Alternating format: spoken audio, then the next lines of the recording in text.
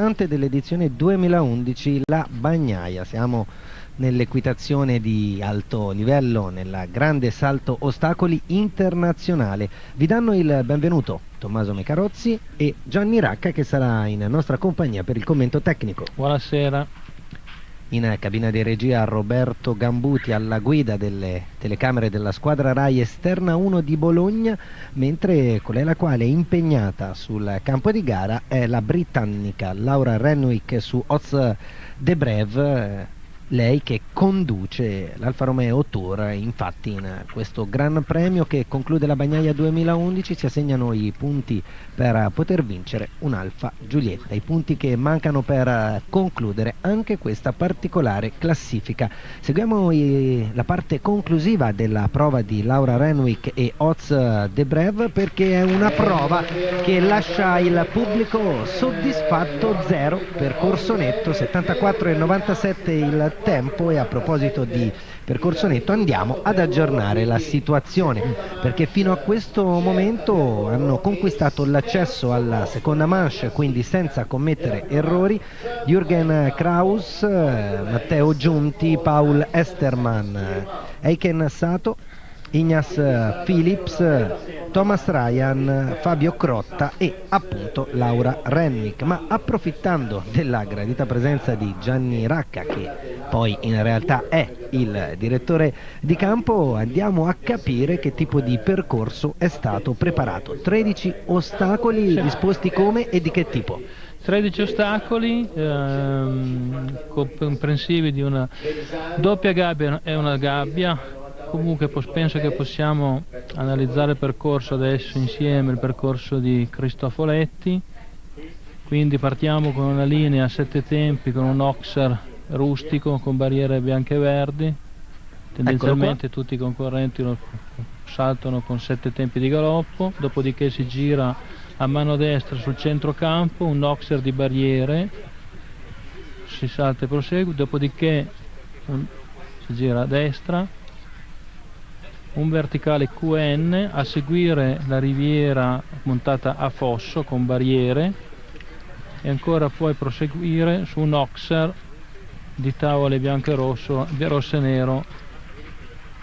Dopodiché si continua sulla prima combinazione, una combinazione verticale Oxer di fossi, a seguire un verticale di tavole con la tavola gialla col fronte stretto, che è stato affrontato da Cristofoletti in grande, e dopodiché combinazione doppia gabbia Oxer verticale, Oxer a 2 tempi, Oxer verticale a 1 tempo, prosegue su un Oxer stretto e adesso sta andando verso la linea finale, che è una linea,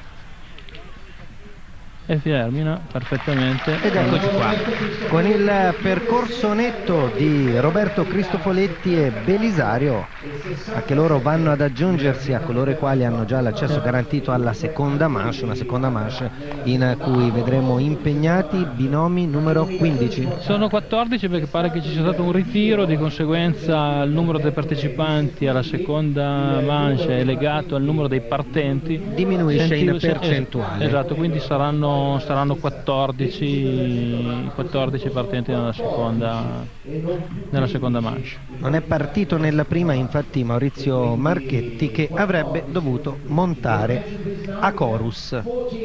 E dunque abbiamo aperto alla grande il nostro racconto di questo Gran Premio La Nazione, corso 3 stelle che conclude la Bagnaia 2011, aperto alla grande perché 2 netti consecutivi non arrivano sempre. È vero. Vale la pena ricordare anche chi in questa 4 giorni 2011 si è distinto. A proposito di Roberto Cristofoletti, ieri ha rischiato di vincere il percorso di Caccia, che era stato approntato da Gianni Racca, ed è stata una gara spettacolare. È stata una bellissima gara, perché è stata interpretata con qualche opzione da differenti cavalieri, quindi si è rivelata veramente gradevole. degno di nota da ricordare, a parte la ragazzina, la giovane, Reed Kessler. la giovane americana. Qui attenzione, Ha faticato un po' tra i due elementi, e poi sull'ultimo non è uscito. Dicevo, tornando al discorso del derby, è stato veramente molto molto bello il percorso fatto dalla Kate Prudhomme, che ha interpretato un derby come fosse una gara di equitazione. Veramente una bellissima prova, veramente molto molto bella. Intanto Burak Kazak, Siek Karoas hanno rischiato davvero grosso. Roberto Gambuti ci ripropone qualche passaggio e poi c'è stato il momento in cui sono state messe in qualche modo a repentaglio l'incolumità non tanto del cavallo, che ha detto mi fermo qui, piuttosto del cavaliere, che comunque è stato bravo, lo dobbiamo dire, a non cadere. Sì, no, dalle volte ripetere una combinazione così, dalle volte abbandonano, lasciando invece ha preso la decisione di ripetere la doppia gabbia completa. Ed eccolo qua, dunque conclude con un tempo che è altissimo, ma normale dopo quello che è accaduto. I particolari più belli di questa 4 giorni quali sono stati? È stato bello perché una cosa veramente veramente molto bella è stata che abbiamo potuto utilizzare la totalità del campo nelle altre giornate, a parte questa gara dove abbiamo deciso. C'è anche qualcun altro che utilizza la totalità del campo, che Roberto Gambuti subito ci propone. Questa è una cosa che il mondo dei cavalli è legato molto al mondo dei cani, e quindi ce ne sono sempre tantissimi che attraversano magari il campo, anche se ufficialmente c'è sempre la regola del cane al guinzaglio, però sappiamo benissimo che i cani solo che questo non ha nessuna intenzione di uscire. Adesso in qualche modo si dovrà allontanare. Si è convinto e se ne va. Si guarda anche un po' circospetto intorno, mentre Roberto Gambuti ci ha mostrato anche lo show director Sara Riffeser Monti, che stava subito andando a prendere provvedimenti per ripristinare la situazione migliore per poter proseguire con il Gran Premio. Ed ora è la volta di Roland Grimm e Even to Heaven, che hanno cominciato senza intoppi il loro percorso, il loro Gran Premio. Prima manche, si va verso l'Auxerre, ostacolo numero 3, superato senza problemi, per poi tornare all'ostacolo numero 4. Comunque, tornando al discorso che facevamo prima, è stato bello perché abbiamo utilizzato grande parte del campo con dislivelli, quindi si sono potuto mettere veramente dei percorsi ampi con grandi spazi di galoppo per galoppare, quindi è stato veramente una bella, sono venute fuori delle buone categorie. È entrato un po' storto e non è più riuscito a coprire. In realtà c'è una parte del campo di gara, del percorso, che è più difficile delle altre, oppure sono disseminate ovunque per motivi differenti? Diciamo che gli errori stanno venendo un po' da tutte le parti. È chiaro che la doppia gabbia rimane sempre una difficoltà. Questa linea la gabbia di Fossi, seguita il verticale di tavole, qualche problema lo crea. L'ostacolo dopo il numero 6 lo stesso, un ostacolo abbastanza orrorabile. 4 penalità per Roland Grimm e Even to Heaven qui nello splendido contesto della Bagnaia. Vi ricordo, siamo in provincia di Siena, borgo di origine medievale, un minuscolo paese che ha di fatto mantenuto pressoché intatto il proprio aspetto dal 1445, l'anno in cui venne acquistato dal marchese Jacopo di Galgano Bichi per la somma all'epoca di 1200 fiorini. Poi ci sono stati i lavori di restauro che comunque hanno riportato alla luce l'originario splendore e in qualche caso l'hanno anche accresciuto. C'è anche la chiesetta consacrata ai santi Vincenzo e Anastasio, che ancora oggi è parte integrante del borgo e che può essere visitata. Borgo La Bagnaia, che fa parte insieme con il borgo La Filetta di un complesso unico. Era una casa doganale, il borgo La Filetta. Questa era una posizione strategica nel Medioevo per il commercio, ma soprattutto per gli spostamenti e per il flusso di persone tra Siena e la costa tirrenica. Prova intanto che vede già 4 penalità sul taccuino per Alberto Velis e Tico. No, Alberto Velis no. Che non è partito, non sì, è per partito. Marta Bottanelli e Cassius Clay. Bottanelli, esatto. Correggo. Già partito con un errore al numero 1, quindi indubbiamente non è un po' demoralizzante partire a un Gran Premio e toccare il numero 1, infatti penso... Ed è già successo, non è stata l'unica. Penso che abbandoni, esatto, infatti salta il numero 2 come salto prima di uscire dal campo di gara. Peccato. Un'altra cosa positiva molto è stato il terreno ha retto benissimo. A proposito del terreno, in tempi dove spesso la sabbia la fa da padrona, arrivare qui e vedere come ricontrolliamo anche da queste immagini un green straordinario ci porta quasi nel mondo anglosassone, nel mondo ultimamente più irlandese forse, però è qualcosa di eccezionale anche per il colpo d'occhio, oltre che per i binomi che sono impegnati. In questo contesto della bagnaia poi emerge in modo particolare, però è chiaro che il terreno in erba rimane purtroppo un terreno che ha delle manutenzioni esasperate per tenerlo in condizioni ottimali. Poi chiaramente non è un terreno che non può essere chiaramente utilizzato come può essere utilizzato in campo in sabbia, quindi è chiaro che dal punto di vista visivo non trovo che ci sia paragoni, però capisco le difficoltà, e poi ci sono dei terreni di sabbia che sono veramente buoni, che fanno veramente saltare. Il terreno del campo d'erba purtroppo, in caso di cattive condizioni del tempo, come è successo purtroppo l'anno scorso, diventa veramente penalizzante, cosa che la sabbia invece le attutisce decisamente. E quindi però indubbiamente dal punto di vista visivo rimane, e anche per il cavallo poi alla fine penso che saltare su un buon campo d'erba penso che sia sempre la cosa migliore. Sia sempre la cosa migliore.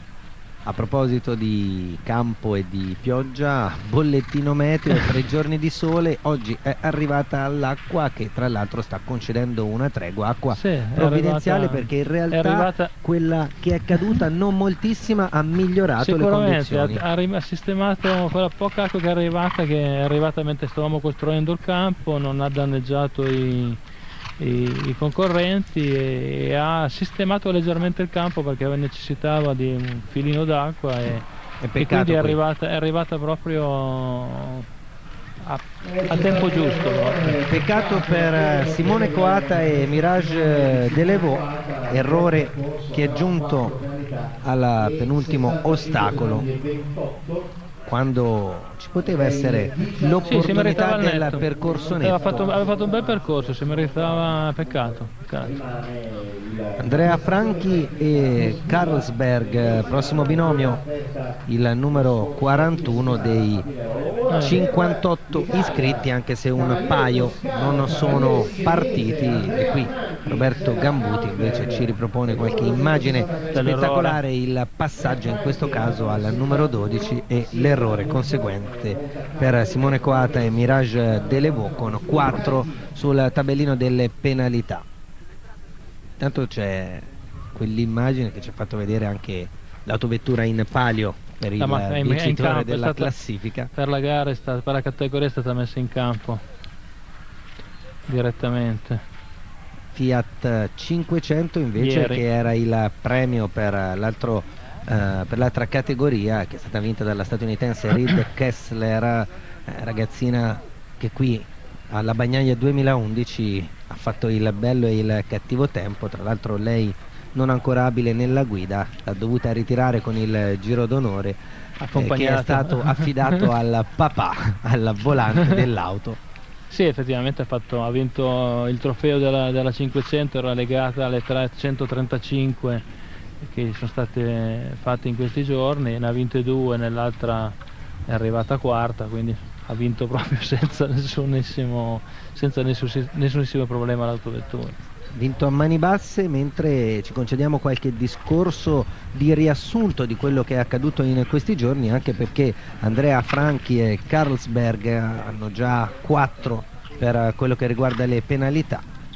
quindi difficilmente riusciranno ad accedere alla seconda manche, anche perché i percorsi netti pian piano sono arrivati in maniera più o meno giusta secondo quelle che erano le aspettative, e vi ricordiamo che ci sono anche dei percorsi netti che poi sono diventati percorsi con una penalità per via del tempo massimo che non è stato rispettato. Sì, Mi ci sono riferisco due o per tre. esempio ad Alberto Zorzi. Esatto, ci sono 2 o 3, un paio di netti, adesso non ho la classifica davanti, però mi sembra ci siano un paio di percorsi penalizzati di una penalità, una fuoriuscita del tempo.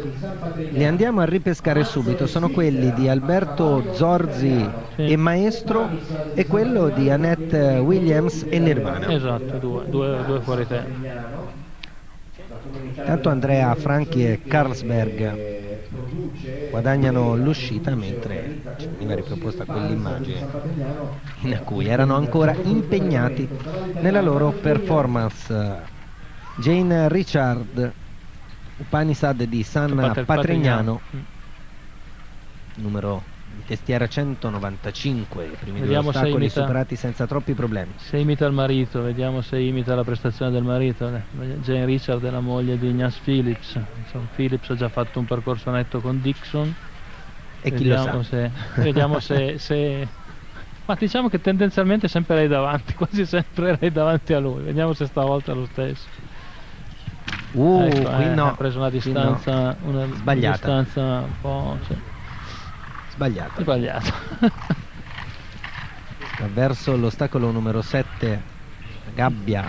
Bellissime queste immagini, veramente belle. Esce indenne, anche il verticale affrontato senza problemi. E poi brutto brividi. Salto, un brivido, c'è stata proprio un'indecisione sul numero 9, e penso che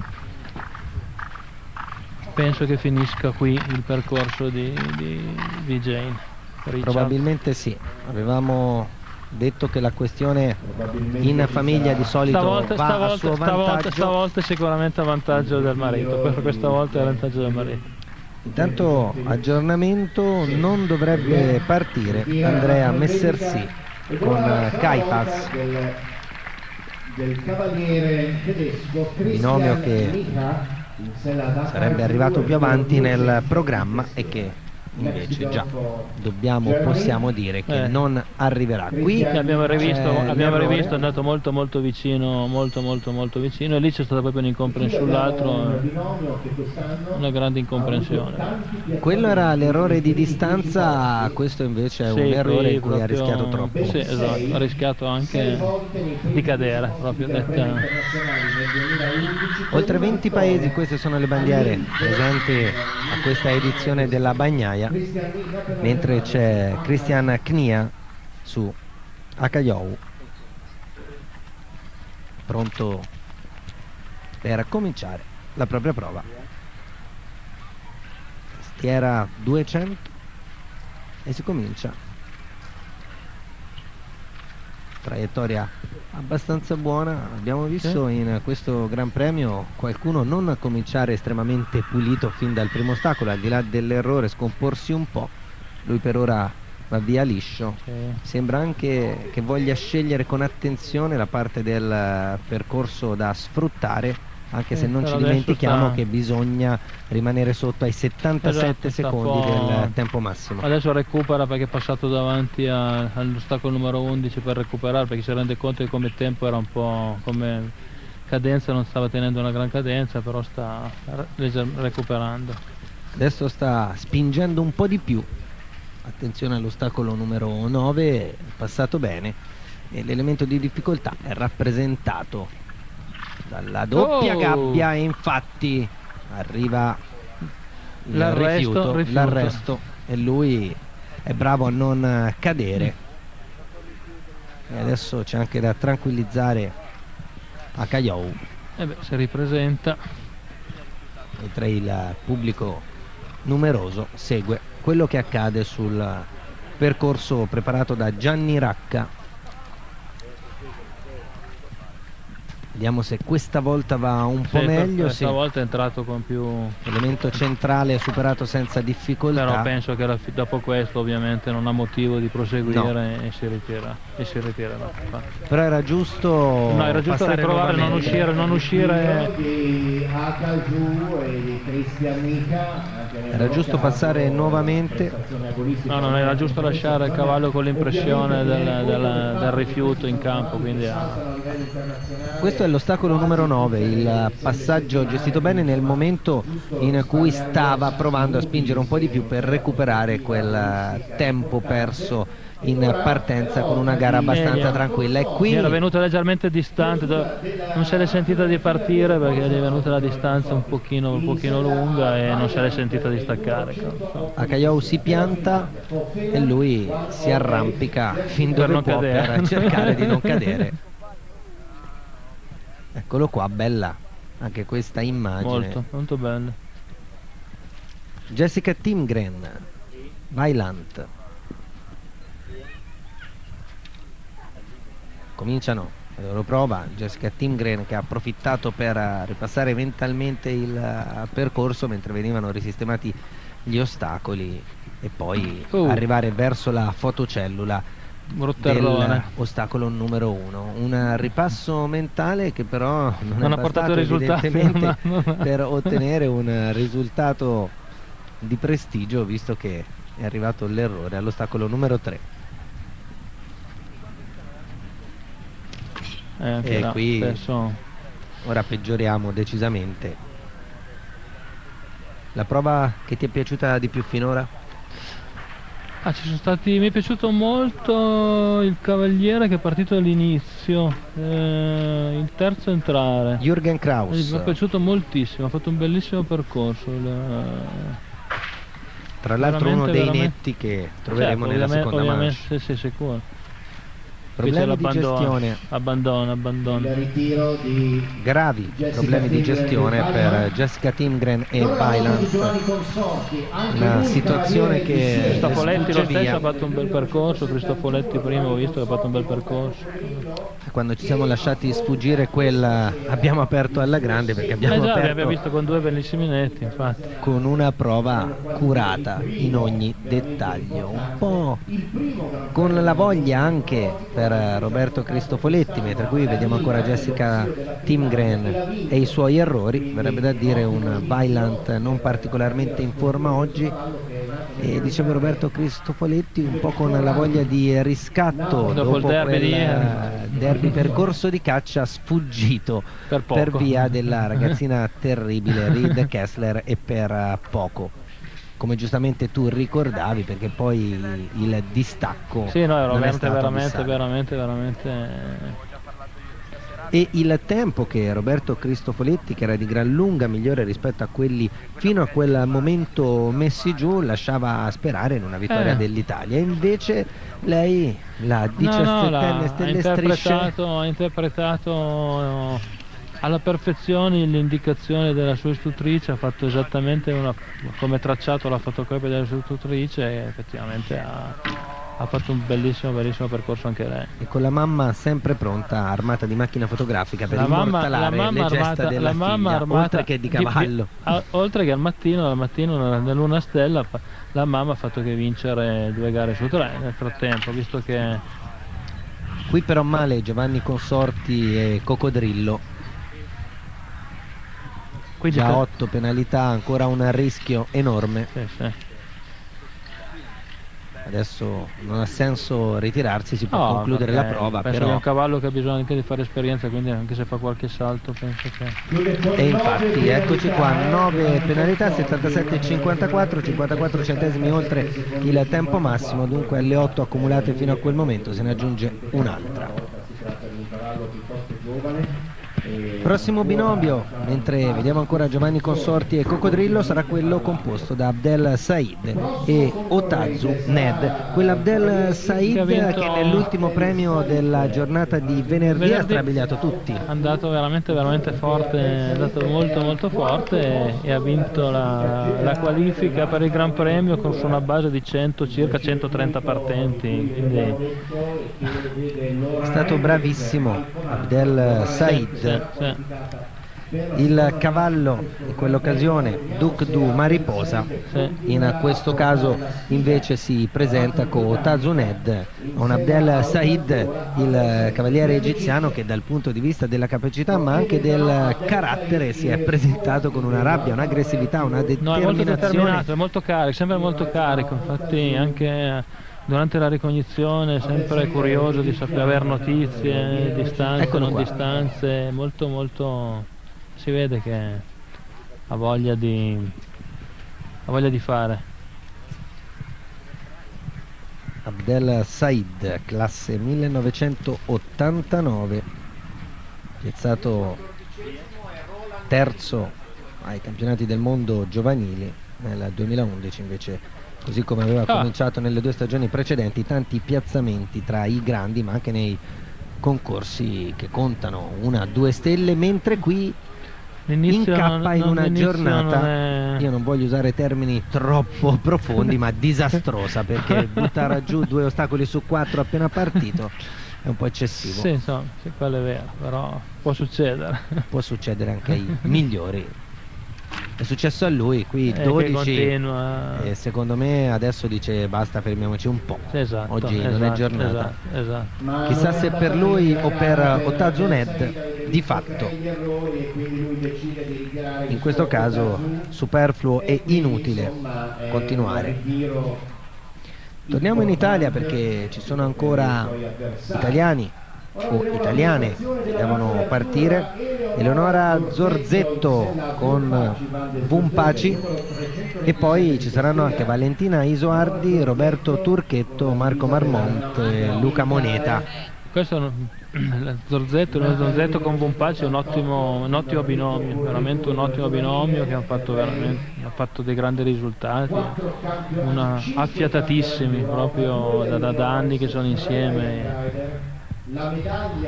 Eleonora Zorzetto dunque per l'Italia, e di italiani possiamo ricordare Matteo Giunti in seconda manche, per la seconda manche. Abbiamo Matteo Matteo Giunti e Cristofoletti, 2 italiani per ora qualificati alla seconda manche. Anche Vumpaci. E qui che succede? Problemi? Sì. Grandi problemi. Non lo so, ha girato, probabilmente non ha visto la distanza, perché prova compromessa per Eleonora Zorzetto. Fuori discussione. Adesso ci riprova, arriva anche l'errore, va bene così, nel senso che andava bene superare l'ostacolo, ma poi si abbandona perché non ha più senso continuare una prova cui avrebbe rischiato qualunque tipo di situazione inutilmente. Il prossimo concorrente sarà se ne va Eleonora Zorzetto con Vumpaci. Non sempre il pronostico viene rispettato. Questo era un binomio sul quale potevamo contare e potevamo nutrire qualche speranza, se non altro per l'accesso alla seconda manche. Sicuramente. William Funnell e Billy Angelo. Questo è un bel binomio, questo sicuramente un bel binomio. Mi sembra che sia in classifica per la classifica generale della Giulietta, mi sembra che sia ben piazzato. Così come Laura Renwick, non ce lo dimentichiamo, è lei che conduce. Lei ha già fatto anche il netto, quindi è già in seconda manche tranquilla, quindi ha messo, penso, una serissima ipoteca. Poi a proposito di Laura Renwick, non ce lo dimentichiamo, è la campionessa, se così si può dire, in carica, perché è lei la detentrice del titolo, è lei che nel 2010 ha vinto il Gran Premio La Bagnaia, sempre su Oz de Breve, quindi stesso binomio, esatto. William Funnell all'ostacolo numero 4 con Billy Angelo elemento classe 2004. Affronta la gabbia di Fossi. Soltanto un punto di differenza tra Laura Renwick e William Funnell, Infatti. 232 contro 231 nella classifica di cui parlavamo poc'anzi, e poi 226 per Mirko Casadei. Ah, Quindi quindi siamo insomma molto, sapevo molto che era, vicini. non sapevo esattamente a che punto, però sono molto vicini, sono veramente Mirko molto Casadei molto che vicini. con 4 Marco penalità Casadei purtroppo, adesso non so se aveva un tempo veloce, non ho la classifica sotto mano, comunque difficilmente entra, vedremo alla fine, ma difficilmente entra. Mentre entra come da pronostico William Funnell con Billy Angelo. sì. E sicuramente il fatto che siano tutti e due in seconda manche, essendoci solamente un punto di differenza, sta macchina il padrone sarà veramente fino all'ultimo, ci vorrà veramente l'ultimo cavallo per capire a chi va. La macchina contesa È la macchina contesa, Laura sì, Renwick sì. e William Funnell, Arrivati a questo punto entrambi del giro. Gran Bretagna. Mentre siamo nella parte finale del programma della prima manche, ultimi binomi, tra cui vi ricordo ne troveremo ancora 4 italiani. Adesso c'è Alexander Schill con Le Belle Oiseau, ma poi sarà la volta di Valentina Isoardi e Baiana. Dato qualche rischio subito all'ostacolo numero 1, il verticale, il rustico che apre le ostilità del campo di gara. Errore al numero 3. Già 4 penalità, quindi le penalità. Sì.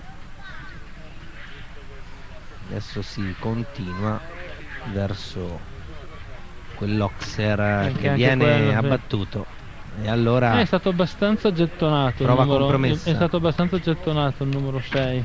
Come mai?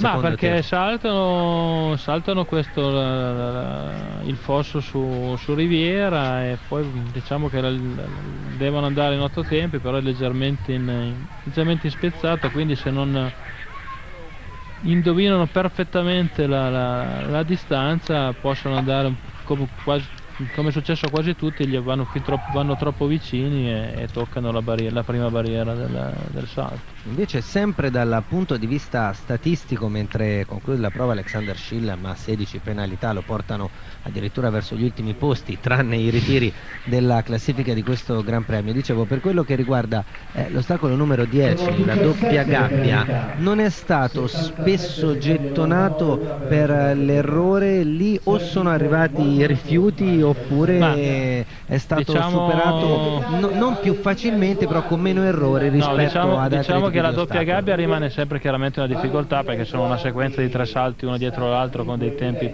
ben predefiniti.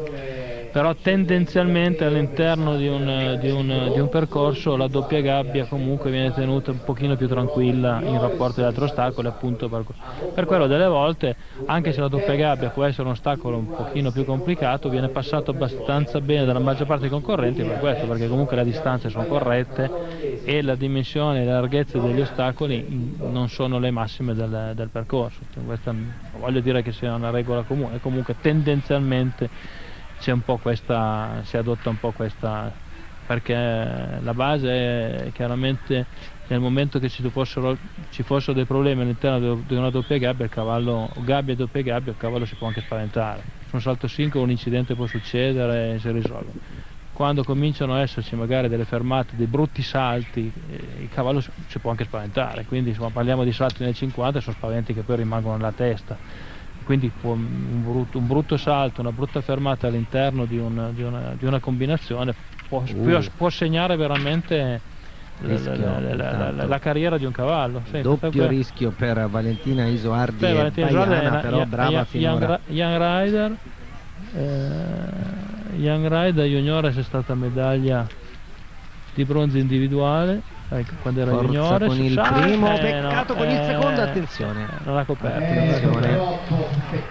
è scattata, andata via come un proiettile, e meno male che con l'esperienza, che comunque non è eccessiva ma che ha accumulato, è stata brava nel reggersi forte, mantenere redine, briglia, tutto quello che aveva a disposizione per non andare a completare quella che è stata una mezza capriola. Qui la rivediamo nelle immagini che ci propone Roberto Gambuti.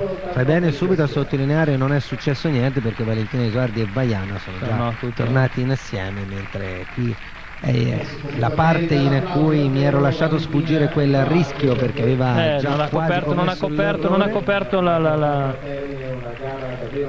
la seconda barriera, non ha coperto completamente il largo, quindi... E qui arriva il pit stop forzato. Esperienza per Valentino, vedi che non ha coperto la profondità dell'Oxer. No, è entrato con l'anteriore dentro all'ostacolo. Non è riuscito proprio a coprire completamente l'arco. Per i non addetti ai lavori, così spieghiamo. E quindi è quasi impossibile recuperare una situazione di quel sicuramente. Siamo con Tom Martens degli Highway. Quanti cavalli mancano, che io devo andare a vedere per preparare la seconda, la seconda manche.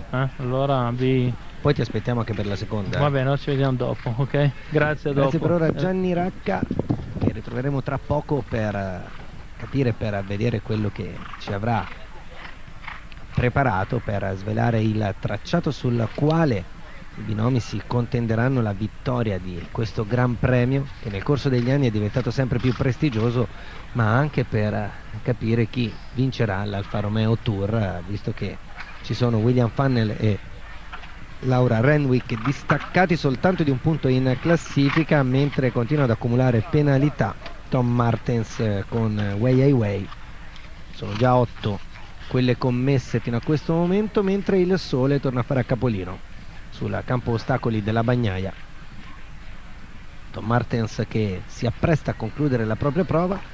Con il tempo saremmo rimasti all'interno di quello massimo, ma gli errori commessi fino a questo momento ne compromettono la prova. E qui rivediamo qualche passaggio.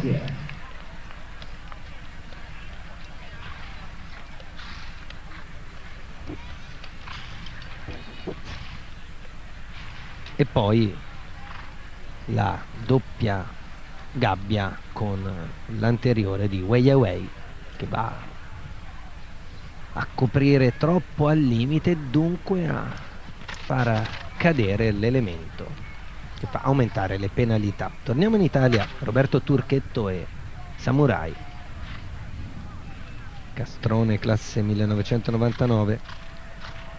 Roberto Turchetto, terzultimo italiano in gara tra i 58 iscritti a questo Gran Premio.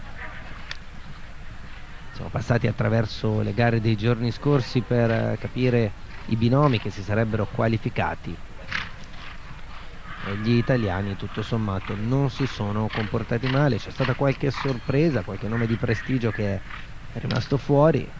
Leggi e vedi Juan Carlos Garcia, mentre ce la sta mettendo tutta Roberto Turchetto con Samurai. Al numero 9 sceglie un'uscita molto larga. Ora vediamo il tempo alla doppia gabbia, l'Oxer, il verticale e poi ancora verticale, forza, ultimo sforzo per Roberto Turchetto e Samurai. Oxer superato senza particolari difficoltà, bisogna gestire stanchezza e lucidità. Qui pericoli ma non errori, e no, peccato perché non è pulito proprio sull'ultimo ostacolo. 4 penalità con un tempo che era molto buono, 75-73. Tratterà di fare un paio di conti, ma con i netti ai quali aggiungere una penalità difficilmente, anzi è praticamente impossibile che Roberto Turchetto possa essere tra i 14 della seconda manche. Corina Sorg e Pentagon, prossimo binomio, percorso di ricognizione, mentre Roberto Gambuti ci propone Roberto Turchetto che si volta per guardare quello che è accaduto, un'espressione che dice tutto. Proprio dopo l'ultimo ostacolo ha sentito rumore, ha sentito anche l'impatto con l'ostacolo, la sensazione che potesse essere caduto, e così è stato. Amarezza normale quando si è vicini ad una grande prova e poi sfugge per un piccolo particolare. Questo nulla toglie però a quanto bene ha fatto Roberto Turchetto con Samurai. Ed ora dicevamo di Corina Sorg, amazzone svizzera, con Pentagon. 30 secondi di gara, lei supera bene quell'Oxer che invece, come dicevamo poc'anzi con il direttore di campo Gianni Racca, è stato molto gettonato. Qui ha rischiato l'errore, attenzione, perché quando si esce da quella gabbia, che è l'ostacolo numero 7, quando si arriva all'8 si rischia di sbagliare. Per ora ha recuperato Corina Sorg, vediamo se porta dietro qualche scoria, se la porta dietro nell'elemento centrale della doppia gabbia, ostacolo numero 10, 10B per la precisione, 4 penalità, prova di fatto compromessa. Va a concludere senza commettere altri errori, tempo eccellente, 71,96. Aveva spinto tanto, però quelle 4 penalità pesano tanto. Andatura che di fatto viene gestita in maniera più veloce, visto che poi bisogna sperare che non vengano effettuati altri percorsi netti per entrare nella seconda manche, perché a parità di penalità, qualora non ci fossero 14 netti, contano i tempi e dovrebbe essere intorno alla 14ª posizione Corina Sorg, proprio al limite in virtù del tempo, dunque con Alberto Zorzi che di penalità ne aveva una, ed anche con Annette Williams che vedono le loro possibilità notevolmente accresciute per un ingresso alla seconda manche, che non era poi così scontato. C'è stata una parte della gara in cui i netti sono fioccati, quando sono scesi in campo Paul Esterman, Eiken Sato e Ignace Phillips, e poi quando ci sono stati Fabio Crotta e anche quelli che vi abbiamo mostrato come binomi, cioè Laura Renwick e Os De Breve e Roberto Cristofoletti e Belisario. Da qualche minuto a questa parte invece un unico netto, quello di William Funnell con Billy Angelo, e da qui sono tornate in rialzo le quotazioni di Alberto Zorzi e di Annette Williams. Un po' di traverso, Crassus Castrone 2002 montato da Marco Marmont, testiera numero 85, verso la gabbia ora.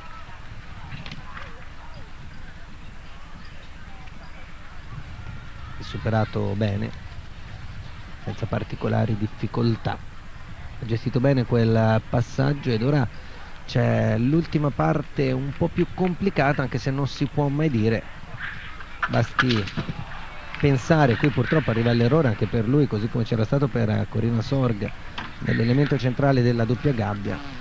Ricordiamo Roberto Turchetto, l'errore è arrivato all'ultimo ostacolo, quando le difficoltà più grandi del campo ostacoli se ne erano oramai andate, e poi via a completare senza altri errori. C'è una penalità da aggiungere per il tempo, 69 secondi 85, 5 fuori penalità dalla seconda manche Marco Marmont. 78,95, chiedo scusa, sì, il tempo di Marco Marmont. Come avete visto nella grafica, 78,95 il tempo, P5 significa penalità 5. Per la Norvegia, Ed ora Oda Nordstrom con Black Jack, che lei subito a far annusare la doppia gabbia a Black Jack.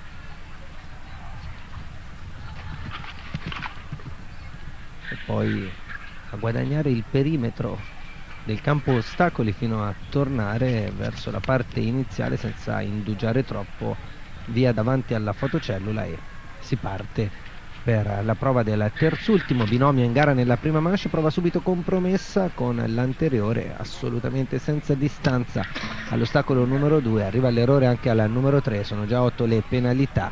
A questo punto si imporrebbe una riflessione per Oda Nordstrom. Sceglie di continuare per ora. Il terzo errore, però attenzione al rifiuto, e anche lei si accomoda giù dalla sella. C'è la caduta di Oda Nordstrom Dal punto di vista dell'impressione ha rischiato di essere comunque meno pericolosa rispetto a quelle che abbiamo visto poco fa. Ricordo l'altezza massima dell'ostacolo, 1,50 m, la lunghezza del tracciato 515 metri, la velocità 400 metri al minuto, il tempo massimo di 77 secondi, il tempo limite di 154. Gli ostacoli sono 13 per questo Gran Premio, per questa prima manche del Gran Premio La Nazione qui alla Bagnaia, mentre recupera la situazione Oda Nordstrom e va a ripristinare tutto secondo copione, ma anche a tranquillizzare Black Zack. Andy Candin e Caruso, penultimo binomio in gara, poi sarà la volta di Luca Moneta e Neptune Brecourt a chiudere la prima manche.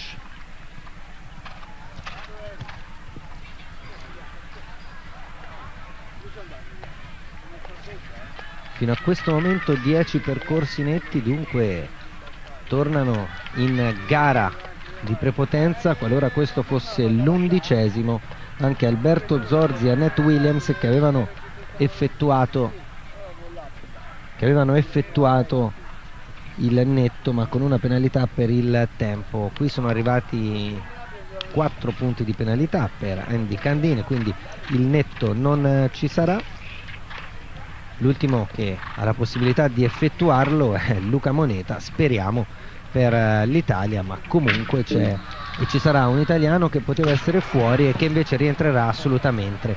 Disastro completo per Andy Candine Caruso, che di fatto ha completamente abbattuto tutti i componenti dell'ostacolo numero 8. Disastro anche al numero 7, una giornata da dimenticare, secondo ritiro consecutivo al quale assistiamo. Ed ora ultimo binomio, mentre Roberto Gambuti giustamente ci ripropone questa uscita, perché lì c'è il posteriore di Caruso che abbatte l'ostacolo, poi è difficile recuperare la linea e qui si va dritto per dritto, verrebbe da dire, distanza che non esiste più. Caruso che passa completamente in mezzo all'ostacolo senza alzare una gamba, neanche ci pensa. Andy Candine che comunque saluta il pubblico, che è stato anche un po' in apprensione per quell'ostacolo numero 8. I componenti sono disposti in maniera tale che comunque attraversando l'ostacolo nessuno si faccia male, ma dal punto di vista dell'impatto ottico è un'immagine che in un primo momento lascia qualche brivido lungo la schiena, quasi come in caso di rifiuto, ma la sostanza e la pasta è di tipo completamente differente. Luca Moneta dunque, Neptune Brecourt, ultimo binomio, che è binomio italiano tra l'altro. Vediamo come si comporta.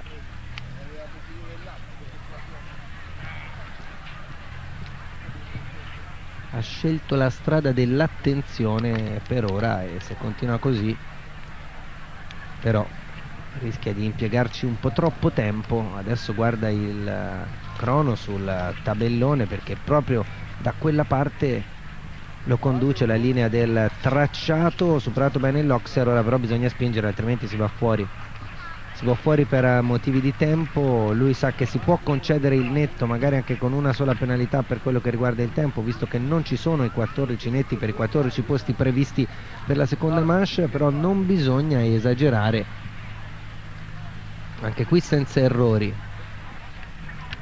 Ora c'è la doppia gabbia, ultime fatiche, ha aumentato un po' Ultima parte del percorso per Luca Moneta e Neptune Brécourt. Ultimi sforzi per centrare l'accesso alla seconda manche. L'ostacolo che viene sfiorato ma non abbattuto, 75-62, percorso netto, quindi chiudiamo con l'aggiornamento della situazione. Jürgen Kraus, Matteo Giunti, Paul Esterman, Eiken Sato, Ignace Philips, mentre vediamo le immagini di Luca Moneta, Thomas Ryan, Fabio Crotta, Laura Renwick, Roberto Cristofoletti, William Funnell e Luca Moneta, i netti della prima manche che ritroveremo tra poco nella seconda, ma trovano spazio anche Alberto Zorzi, salvo sorprese, e Annette Williams, che avevano effettuato il netto ma con una penalità che derivava dal tempo. Una giornata straordinaria, quella che abbiamo vissuto fin qui dal punto di vista dello spettacolo, però non ce lo dimentichiamo, aperta da una esibizione del tutto particolare, perché prima dei 58 cavalli iscritti, anche se poi ci sono state un paio di defezioni, dei 58 binomi, ecco qua comparire sul campo di gara Alduino Ventimiglia di Monteforte, presidente dell'Accademia Italiana d'Alto Volo, in sella ad un raro esemplare della razza di Persiano, lo stallone di 16 anni Seonio.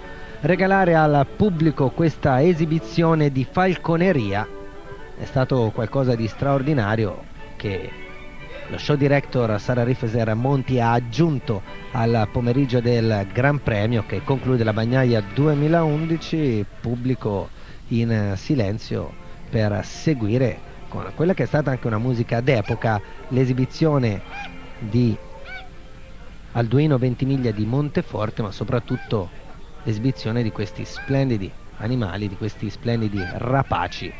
Le condizioni in quel momento per ciò che riguarda il meteo erano del tutto particolari, qualche goccia di pioggia, tanto vento che comunque non ha negato a tutti noi delle planate, delle traiettorie spettacolari.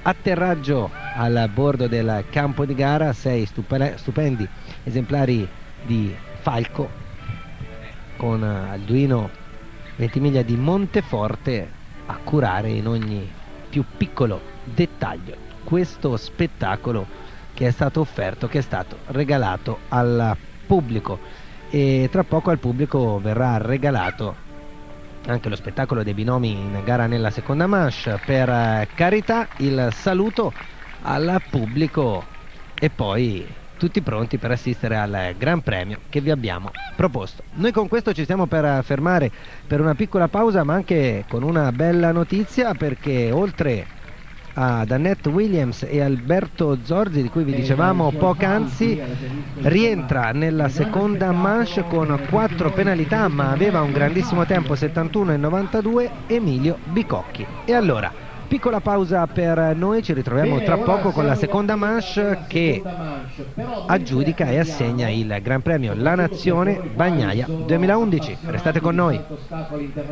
L'armonia dei movimenti unita all'eleganza e all'agilità per una competizione che si trasforma in spettacolo. In diretta da Montpellier i mondiali di ginnastica ritmica. Dal 20 al 25 settembre l'emozione della sfida è su Rai Sport 1.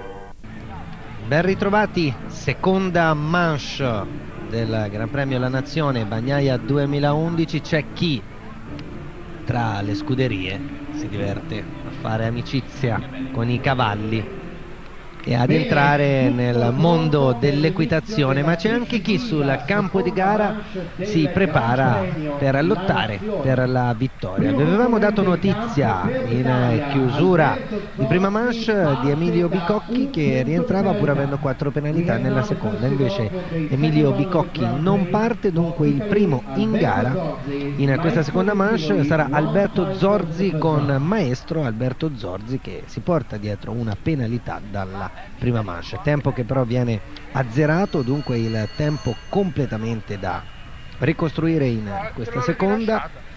420 metri la lunghezza, tempo massimo 63 secondi, tempo limite 126, direttore di campo come sempre Gianni Racca.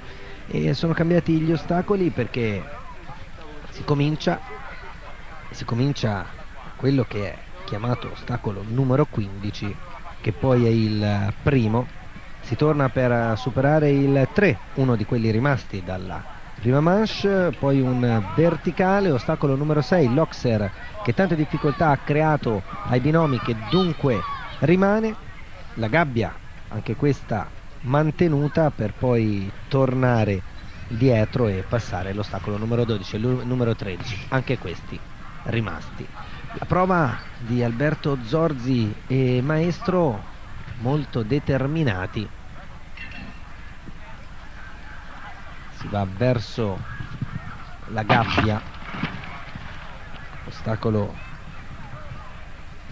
viene abbattuto, dunque 4 penalità più 4, siamo a 9, una se la portava dietro dalla prima manche.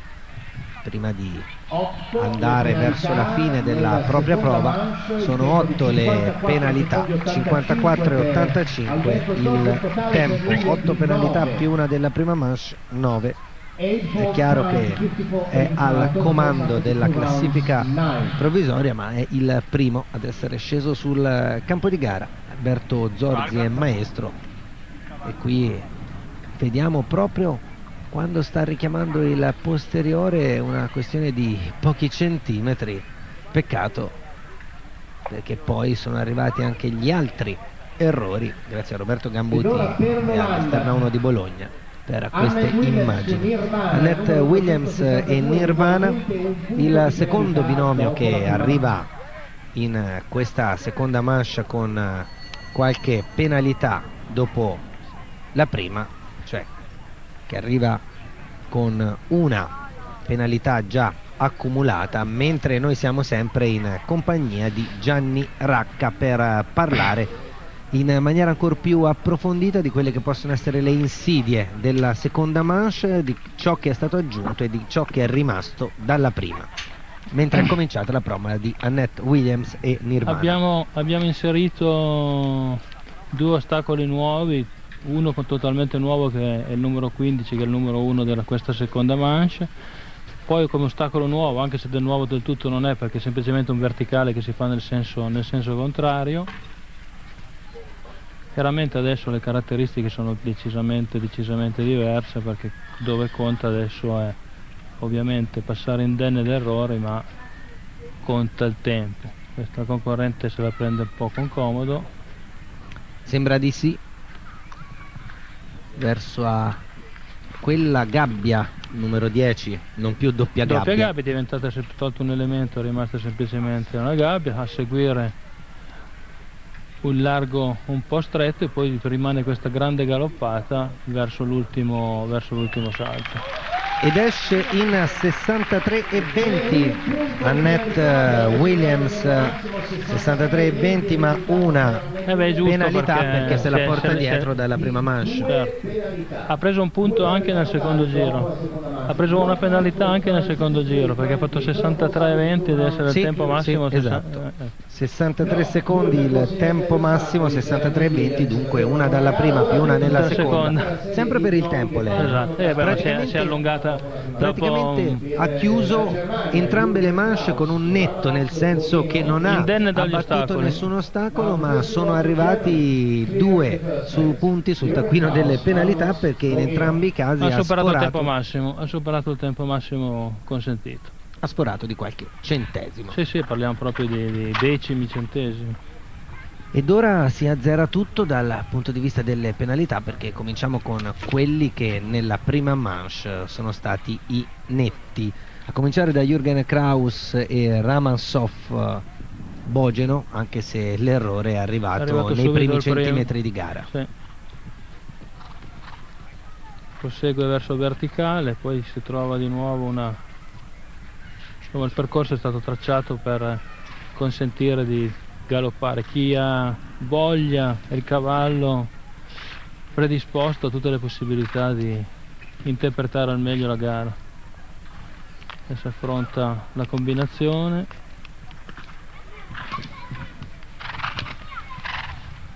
Gabbia senza problemi. Affronta l'altro Oxer, adesso galoppata finale verso l'ultimo ostacolo, dove Perfetto, bellissimo salto finale. 54 e 66.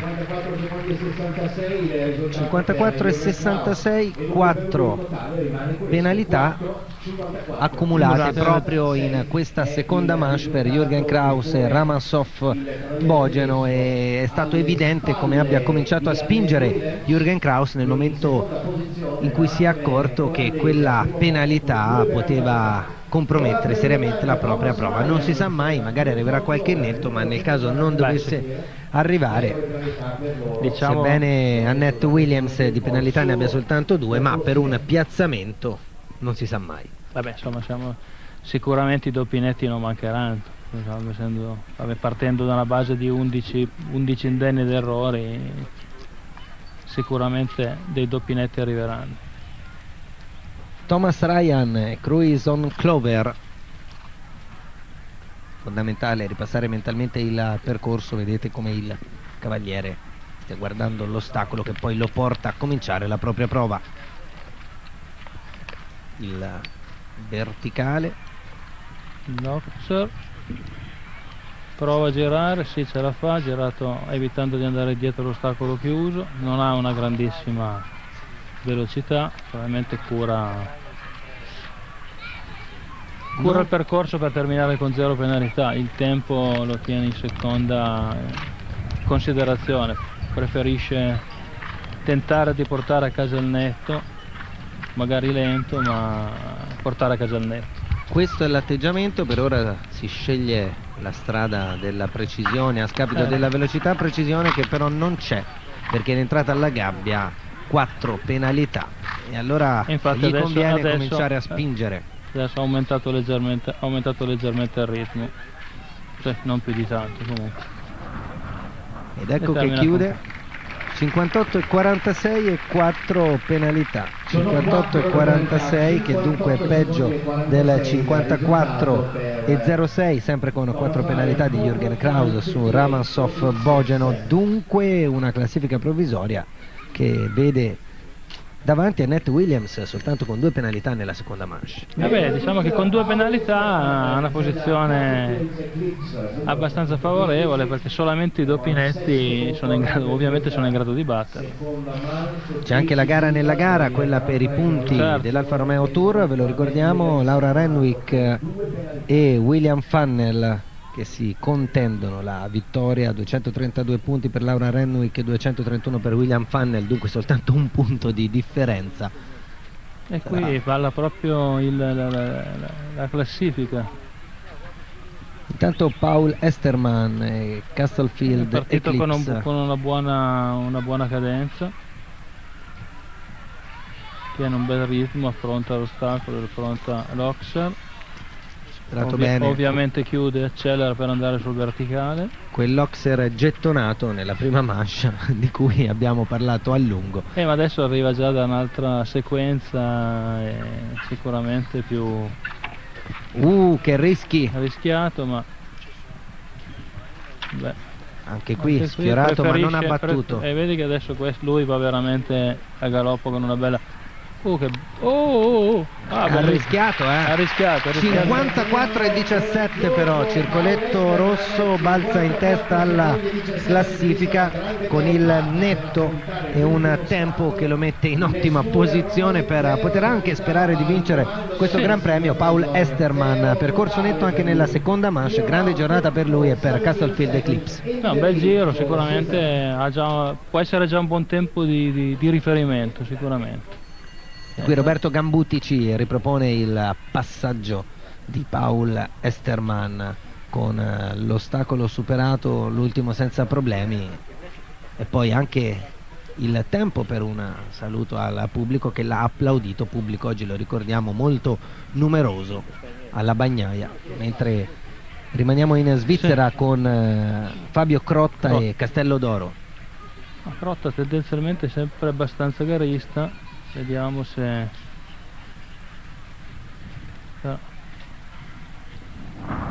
Per ora controlliamo se arrivano errori o meno, poi ci sarà anche da dare un'occhiata al cronometro, qualora questo si rendesse necessario. Che fortuna! Paura! e anche un po' di fortuna, ha ballato tantissimo, ha traballato tantissimo quell'elemento senza cadere. Questo cade però, non si può chiedere troppo. 4 sul taccuino delle penalità per Fabio Crotta. Vi ricordo anche gli altri 3 binomi italiani in gara, con Luca Moneta, Matteo Giunti e Roberto Cristofoletti, mentre va verso l'ultimo ostacolo e se lo porta a casa praticamente Fabio Crotta. 54,28 e 8 penalità. 8 penalità, 2 errori, ha galoppato contro, è partito leggermente grande, se l'è portato la barriera davanti di posteriore, preso senza alcun dubbio, preso bene.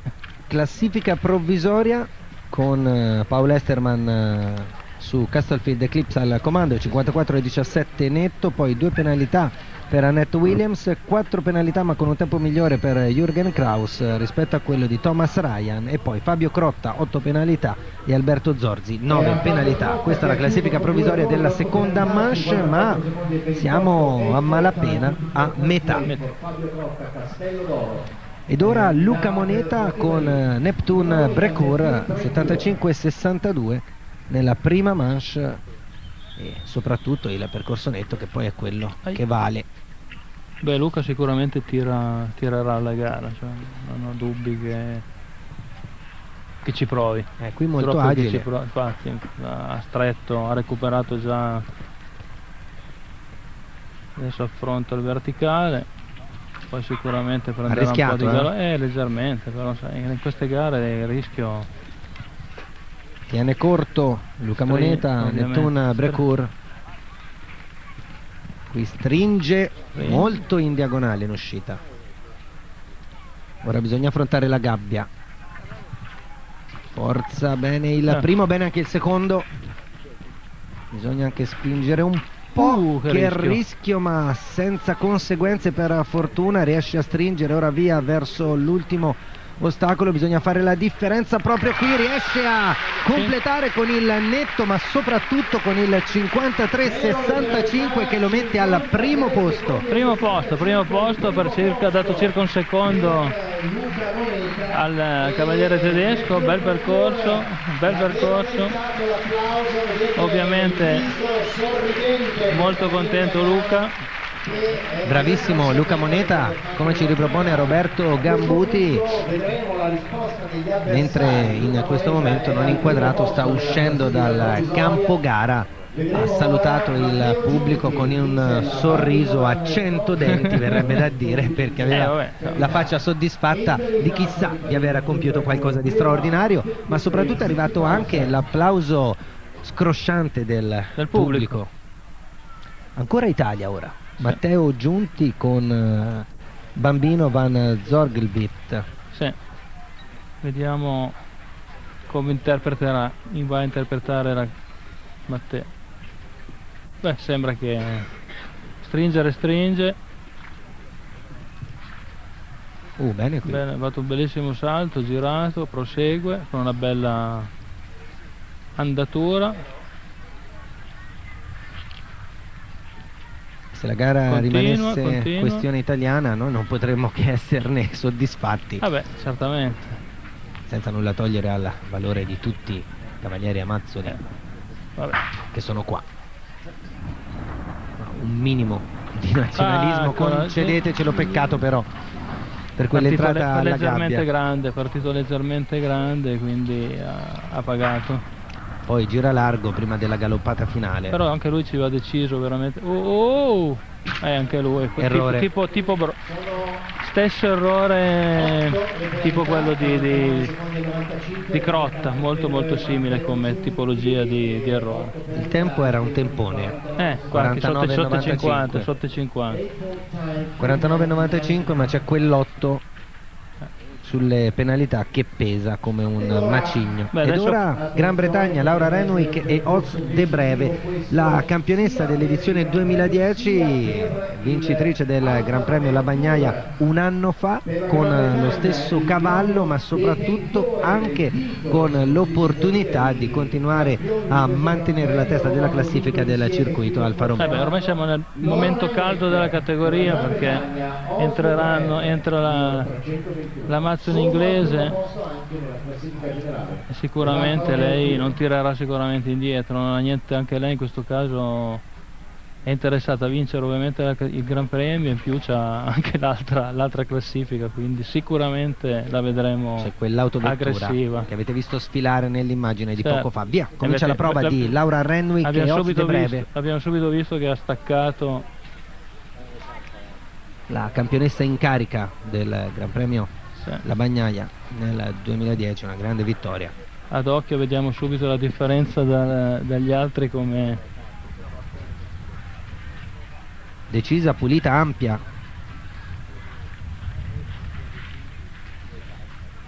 Vediamo come gira. sì, beh, minimo di sicurezza, beh, insomma, perfetta, distanza molto buona. Sfiorato, ma non abbattuto.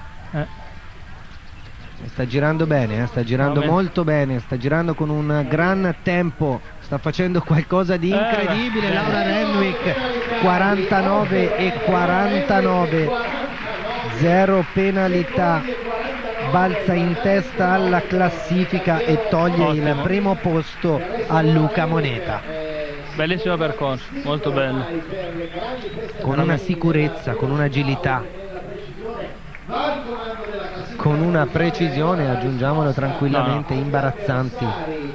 E qui si arriva il successo nel Gran Premio, al di là dell'Alfa Romeo Tour, sarebbe un successo assolutamente meritato, un titolo riconfermato, ma con una prova bellissima. Sicuramente. Adesso Cristofoletti, vediamo. Non può risultare la macchina britannica. Ultimo binomio italiano in gara, Roberto Cristofoletti e Belisario. Poi non ci sono più rappresentanti del nostro paese, ci saranno altri 3 binomi. Però è già stato trovo, ne abbiamo messi 3 nella seconda manche con 3 percorsi netti, buon risultato. A livello di risultato complessivo è un ottimo risultato. Speriamo che Roberto Cristofoletti ci possa far venire i brividi, così come ce li ha regalati Luca Moneta. Poi un crono migliorato d'imperio. Diciamo da che andare a prendere la Laura non è semplicissimo, però lui ci prova. Però giustamente ci prova. Ora c'è la gabbia. Passando netto la combinazione che va a saltare, e poi se la deve giocare tutta sulla linea finale. Sceglie l'alternativa larga, però non stringe e non ce la fa più. Non ce la fa. È più alto come tempo, senza dubbio. Però migliore di Luca Moneta, 52 e 90 in seconda posizione, un bel netto, come stavi giustamente ricordando. No, è un bel percorso, però non è semplice andare a prendere la adesso Roberto Cristofoletti, qui riproposto da Roberto Gambuti, immagine bellissima, un passaggio preciso per lui, il tempo che è un tempo più che buono, ma Laura Renwick ha fatto il miracolo, almeno per ora. Ignace Phillips e Dixon. Sì. Qui abbiamo a che fare con un cavaliere che sicuramente ci prova. Infatti lui in tutte le gare lui ci prova, non è difficile che amministri, lui prova, o la va, non tira indietro sicuramente indietro lui, quindi lo vedremo sicuramente galoppare, andare a cercare di prendere.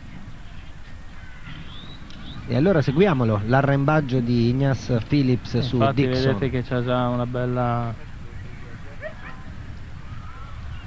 molto esterno. Si è spostato molto a destra il cavallo su questo salto, però è ovviamente anche però lì anche è un cavallo che c'ha un po', l'ho visto in questi giorni del concorso, c'ha un po' l'abitudine di spostarsi. Guarda qua. Qui ha fatto un bellissimo, ha preso di traverso e quindi lì però un po' al limite, però riesce ad andare via comunque senza ha perso le redini, adesso le sta cercando di recuperare, adesso ci va, adesso anche prova, lui però anche largo. lui però ovviamente non quello che dicevamo prima. Siamo fuori dalla sua portata, esatto. con il tempo di Laura Renwick.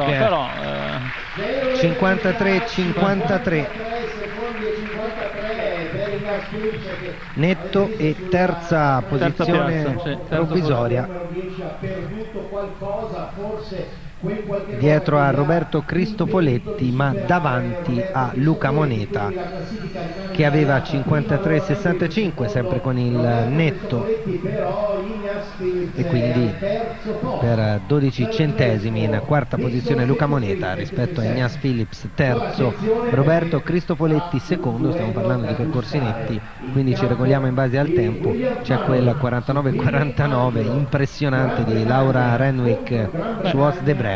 Adesso vediamo il cavaliere, l'altro cavaliere britannico, William Funnell, e lui lo deve sicuramente, se vuole vincere la macchina deve vincere, perché deve passare davanti alla Laura, quindi non ha alternative lui, ed entrare avendo visto che tipo di prestazione esatto. ha messo giù Laura Renwick dal punto di vista psicologico. Non è semplicissimo. Da una parte è complicato, dall'altra però ti mette in condizione di poter fare un'unica scelta, cioè o la va o la spacca. Non devi neanche ragionare troppo, Ma devi dare il tutto per è quello tutto. che in linea di massima sta facendo.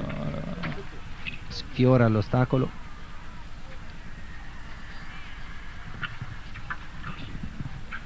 Prova stretto, comunque bene lì. Vediamo se giro dentro. Deve girare dentro, altrimenti non la prende più. E qui siamo nell'ordine degli stessi tempi, più o meno. Il miracolo che c'è, incredibile la prestazione di William Funnell, 49-21, balza al primo posto della classifica provvisoria con una prova che forse va contro ogni pronostico, ma non per il valore del binomio William Funnell e Billy Angelo, ma perché sarebbe stato difficile per chiunque migliorare il tempo. È chiaro, non impossibile come abbiamo visto, ma molto difficile migliorare il tempo di Laura Renwick e Os de Breve, e quindi si candida alla vittoria di questo Gran Premio William Funnell. Bellissimo, l'avevamo detto che avremmo visto uno scontro tra i due inglesi, infatti così è stato. Oltre al Gran Premio, gara nella gara, ve lo ricordo, quello per l'Alfa Romeo Tour, e c'è l'ultimo binomio, quello composto da Eiken Sato e Uraquai. Che sia la sorpresa. E chi lo sa. Intanto si prepara per partire il cavaliere giapponese. Percorso base ha fatto un bellissimo percorso. Percorso base ha veramente fatto un bel percorso, quindi chi lo sa, il percorso base è stato uno dei migliori. Esatto, a parte che chiaramente è stato il più veloce, ma non è che dica tantissimo, però ha fatto veramente un bel percorso. E lei ci dà, guarda, vedi. Una traiettoria ai limiti dell'impossibile.